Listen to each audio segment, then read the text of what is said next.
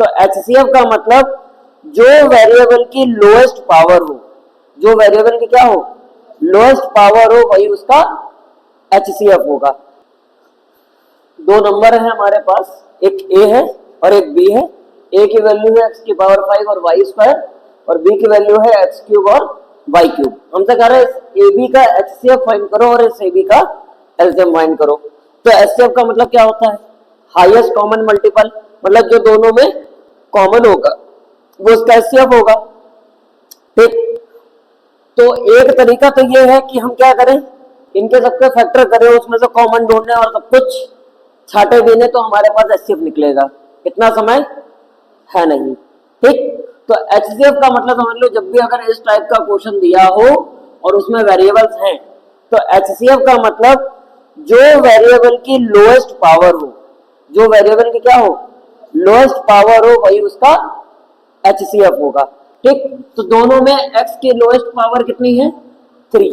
दोनों में x की लोएस्ट पावर कितनी है, 3। तो x की पावर कितना आ जाएगा, 3, और y की लोएस्ट पावर कितनी है, 2, तो y की पावर आ जाएगी 2। तो ये इसका क्या हो गया, HCF।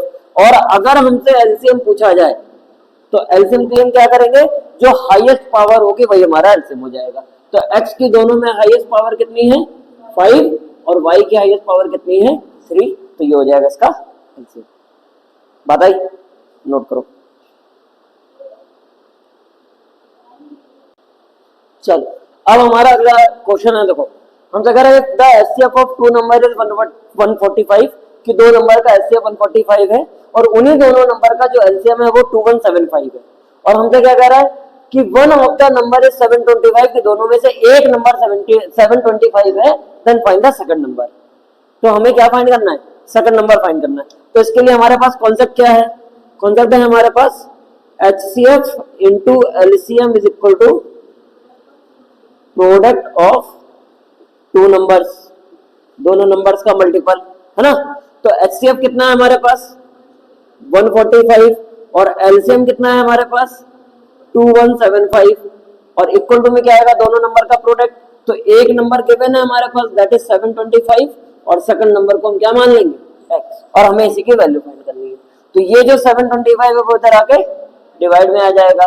ठीक, तो हमारे पास बन जाएगा ये 145 multiply by 2175 divided by 725 is equal to x। अब हम इसको क्या करा लेंगे, सिंप्लीफाई करा लेंगे। तो अगर हम इसको 5 से कैंसिल कराते हैं तो 5 2 10, 5 9 45, फिर इसको 5 से कैंसिल कराते हैं तो 5 1 5, 6 7, 5 4 20, और 5 5 25।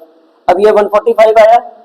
ठीक, देखो क्या 29 से 145 कैंसिल होगा, अगर हम 29 इंटू 5 करें, भाई 29 एक प्राइम नंबर है, 29 इंटू 5 करें, 9 5 जा 45 का 5 कैरी का 4, और 5 2 जा 10 और 4 14 जा रहा है।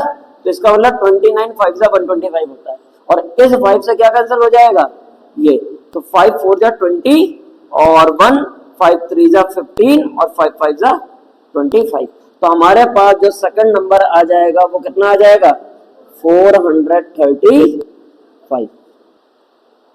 क्वेश्चन है हमारे पास, if HCF of 65 and 117 is expressed as 65m minus 117, then find the value of m।